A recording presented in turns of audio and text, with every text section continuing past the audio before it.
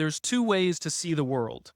Some people see the thing that they want, and some people see the thing that prevents them from getting the thing that they want. There's a great story of two lumberjacks where every morning they start chopping wood at the same time, and every day they stop chopping wood at the same time. And every day one of the lumberjacks disappears for about an hour in the middle of the day, and every day he chops more wood than the other guy. And this goes on for months. And eventually the one who works all day says, I don't understand. Every day we start at the same time. Every day we stop at the same time. Every day you disappear for about an hour in the middle of the day, and every day you chop more wood than me. Where do you go for that hour? And the other lumberjack looks up and goes, oh, I'll go home and sharpen my axe. You know, that if you take an infinite mindset, it's not about how much you can get done each day. It's how much you can get done over the course of a career or over the course of a lifetime. Yes. And you got to take vacations, which means you turn off your email and you turn off your phone and you do not connect to the office. You know, go sharpen your axe. I have 5 little rules that you can follow as you find your spark and bring your spark to life. The first is to go after the things that you want. Let me tell you a story. So a friend of mine and I, we went for a run in Central Park. The Roadrunners organization, on the weekends, they host races. And it's very common at the end of the race, they'll have a sponsor who will give away something, apples or bagels or something. And on this particular day, when we got to the end of the run, there were some free bagels. And they had picnic tables set up. And on one side was a group of volunteers. On the table were boxes of bagels. And on the other side was a long line of runners waiting to get their free bagel. So I said to my friend, let's get a bagel. And he looked at me and said, the line's too long. And I said, free bagel. And he said, I don't want to wait in line. And I was like, free bagel. And he says, nah, it's too long. And that's when I realized that there's two ways to see the world. Some people see the thing that they want, and some people see the thing that prevents them from getting the thing that they want. I could only see the bagels. He could only see the line. And so I walked up to the line. I leaned in between two people, put my hand in the box, and pulled out 2 bagels. And no one got mad at me, because the rule is you can go after whatever you want. You just cannot deny anyone else to go after whatever they want. So the point is you don't have to wait in line. You don't have to do it the way everybody else has done it. You can do it your way. You can break the rules. You just can't get in the way of somebody else getting what they want. Rule number 2, take care of each other. The United States Navy SEALs are perhaps the most elite warriors in the world. And one of the SEALs was asked, who makes it through the selection process? Who is able to become a SEAL? And his answer was, I can't tell you the kind of person that becomes a SEAL. I can't tell you the kind of person that makes it through buds. But I can tell you the kind of people who don't become SEALs. He says the guys that show up with huge, bulging muscles covered in tattoos who want to prove to the world how tough they are, none of them make it through. He said the preening leaders who like to delegate all their responsibility and never do anything themselves, none of them make it through. He said the star college athletes who've never really been tested to the core of their being, none of them make it through. He says some of the guys that make it through are skinny and scrawny. He said some of the guys that make it through, you will see them shivering out of fear.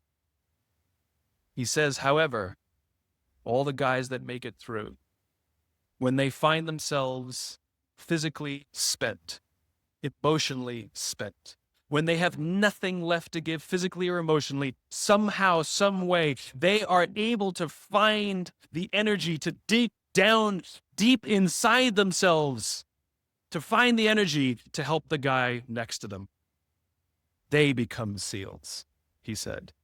You want to be an elite warrior. It's not about how tough you are. It's not about how smart you are. It's not about how fast you are. If you want to be an elite warrior, you better get really, really good at helping the person to the left of you and helping the person to the right of you. Because that's how people advance in the world. The world is too dangerous and the world is too difficult for you to think that you can do these things alone. If you find your spark, I commend you. Now, who are you going to ask for help, and when are you going to accept help when it's offered? Learn that skill. Learn by practicing helping each other. It'll be the single most valuable thing you ever learn in your entire life. To accept help when it's offered and to ask for it when you know that you can't do it. The amazing thing is when you learn to ask for help, you'll discover that there are people all around you who've always wanted to help you. They just didn't think you needed it because you kept pretending that you had everything under control. And the minute you say, I don't know what I'm doing, I'm stuck, I'm scared, I don't think I can do this, you will find that lots of people who love you will rush in and take care of you. But that'll only happen if you learn to take care of them first. Lesson 3. Nelson Mandela is a particularly special case study in the leadership world because he is universally regarded as a great leader. You can take other personalities, and depending on the nation you go to, we have different opinions about other personalities. But Nelson Mandela across the world is universally regarded as a great leader. He was actually the son of a tribal chief. And he was asked one day, how did you learn to be a great leader? And he responded that he would go with his father to tribal meetings. And he remembers two things when his father would meet with other elders. One, they would always sit in a circle. And two, his father was always the last to speak. You will be told your whole life that you need to learn to listen. I would say that you need to learn to be the last to speak. I see it in boardrooms every day of the week. Even people who consider themselves good leaders, who may actually be decent leaders, will walk into a room and say, here's the problem, here's what I think, but I'm interested in your opinion, let's go around the room. It's too late. The skill to hold your opinions to yourself until everyone has spoken does two things. One, it gives everybody else the feeling that they have been heard. It gives everyone else the ability to feel that they have contributed. And two, you get the benefit of hearing what everybody else has to think before you render your opinion. The skill is really to keep your opinions to yourself. If you agree with somebody, don't nod yes. If you disagree with somebody, don't nod no.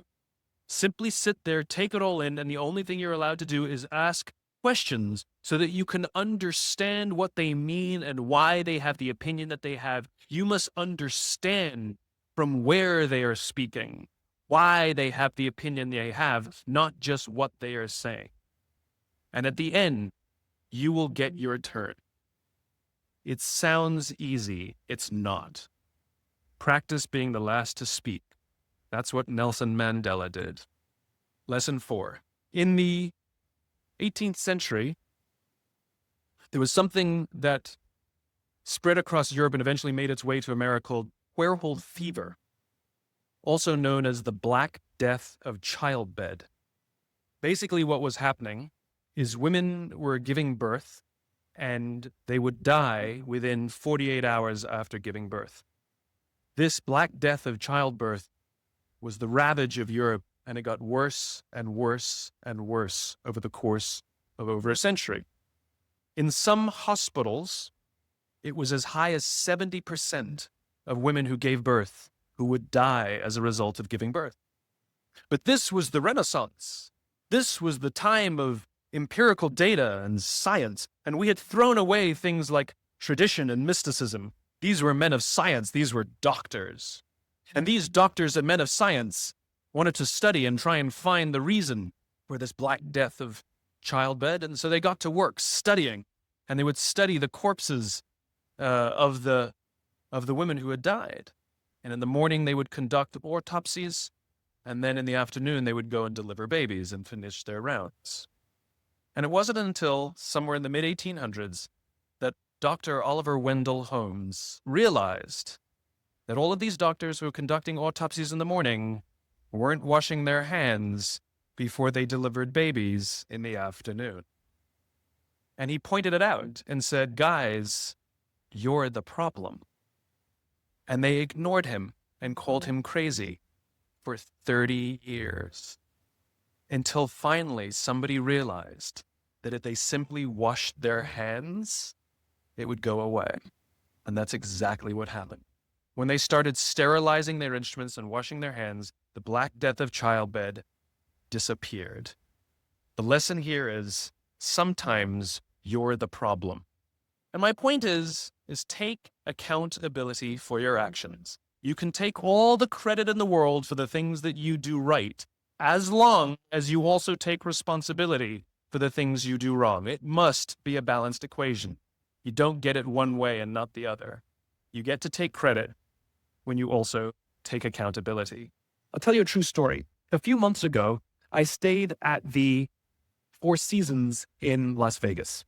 It is a wonderful hotel. And the reason it's a wonderful hotel is not because of the fancy beds. Any hotel can go and buy a fancy bed. The reason it's a wonderful hotel is because of the people who work there.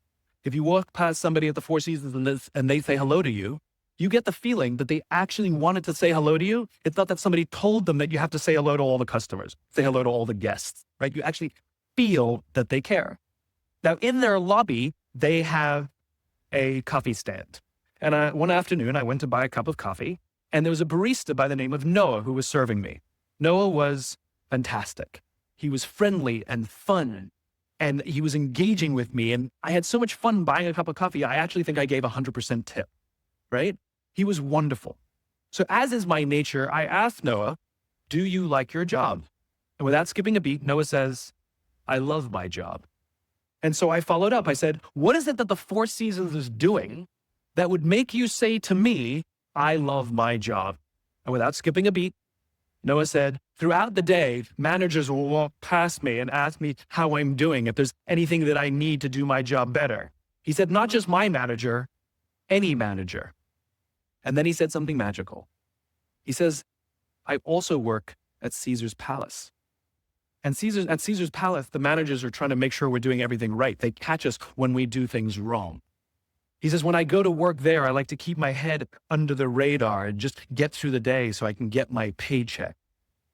He says, here at the Four Seasons, I feel I can be myself.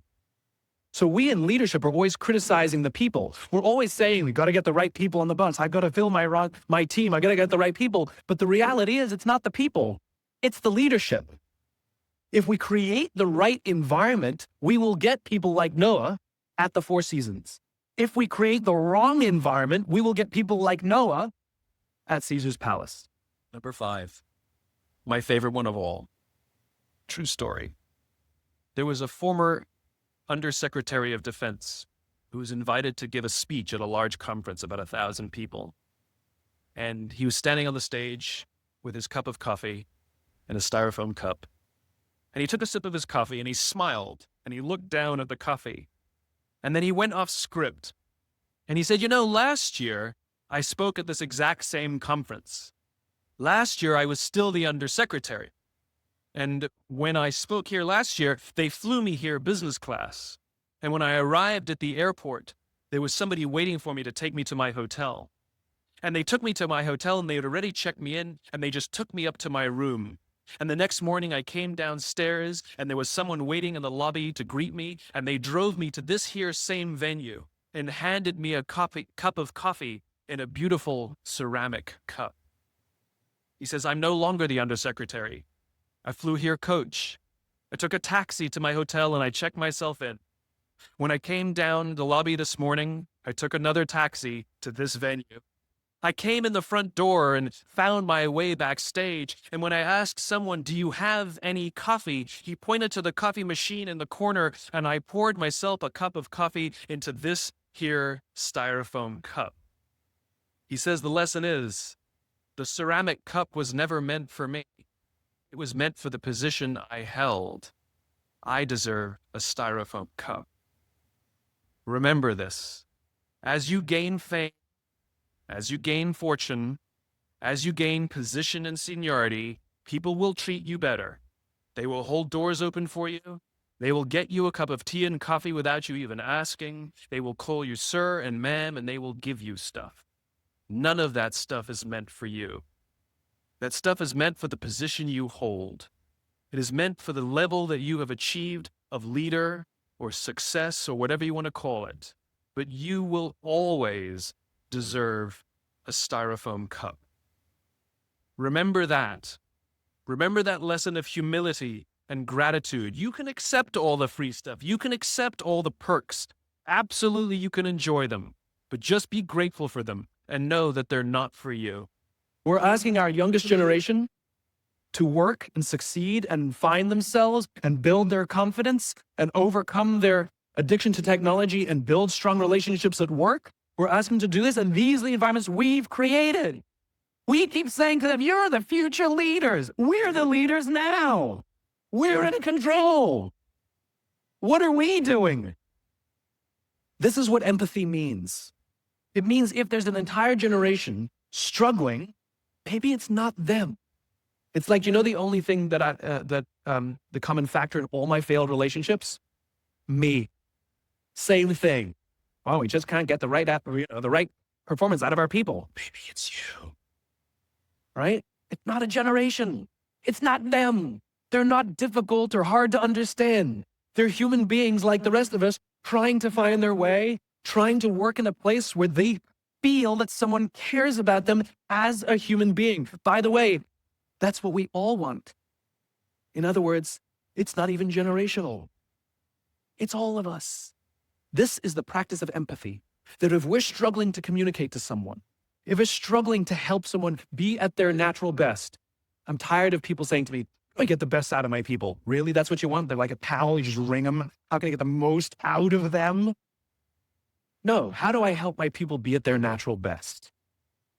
Right? We're not asking these questions. We are not practicing empathy. We have to start by practicing empathy and relate to what they may be going through. And it will profoundly change the decisions we make. It will profoundly change the way we see the world. We're growing up in a Facebook, Instagram world. In other words, we're good at putting filters on things. We're good at showing people that life is amazing even though I'm depressed, right? And so everybody sounds tough. And everybody sounds like they got it all figured out. And the reality is there's very little toughness and most people don't have it figured out. And so when the more senior people say, well, what should we do? They sound like, this is what you got to do. And they have no clue. So you have an entire generation growing up with lower self-esteem than previous generations, right? We know that engagement with social media and our cell phones releases a chemical called dopamine. That's why when you get a text, feels good, right? It's why we count the likes. It's why we go back 10 times to see if my Instagram is growing slower. Did I do something wrong? Do they not like me anymore, right? The trauma for young kids to be unfriended, right? Dopamine is the exact same chemical that makes us feel good when we smoke, when we drink, and when we gamble. In other words, it's highly, highly addictive. That's basically what happened. You have an entire generation that has access to an addictive, numbing chemical called dopamine through social media and cell phones as they're going through the high stress of adolescence. Why is this important? What's happening is because we're allowing unfettered access to these dopamine-producing devices and media, basically it's becoming hardwired. And what we're seeing is as they grow older, too many kids don't know how to form deep, meaningful relationships. Their words, not mine. They will admit that many of their friendships are superficial. They will admit that their friends, that they don't count on their friends. They don't rely on their friends. They have fun with their friends, but they also know that their friends will cancel on them if something better comes along. Deep, meaningful relationships are not there because they never practice the skill set. And worse, they don't have the coping mechanisms to deal with stress. So when significant stress starts to show up in their lives, they're not turning to a person. They're turning to a device. They're turning to social media. They're turning to these things which offer temporary relief. I believe loving your work is a right and not a privilege. I despise the fact, I lament the fact, I curse the fact that so few people get to say, I love my job, as if they've won some lottery. You go out with your friends and somebody says, I love my job, and everybody says, oh my God, you're so lucky, right? That to me is madness. Everybody, the vast majority, should get to wake up and say, I love my job. It is a right. It is a God-given right that we should love where we work, and we should demand it. We should demand that our leaders provide an environment in which we want to come, where we want to care about each other, where we feel safe to express our vulnerabilities and our fears and our concerns, that we're open to correction and discipline and feedback, that we're not defensive because we know that it's being given to help us improve and grow, and we want to improve and grow. And in turn, we will help others improve and grow, because when we feel safe, when we feel that our leaders care more about us than a number, They care more about our lives and our confidence and our joy and our skill set more than some short-term gain. That they care more about our priorities than the priorities of some disinterested external constituency. Then we will respond in kind, and we will offer our blood and our sweat and our tears, and we will make sacrifices of all kinds to see that our leader's vision is advanced and that this company continues to thrive, not for them, for ourselves. It becomes deeply personal and becomes something we love contributing to. I talk about it all the time. Working hard for something we don't care about is called stress. Working hard for something we love is called passion.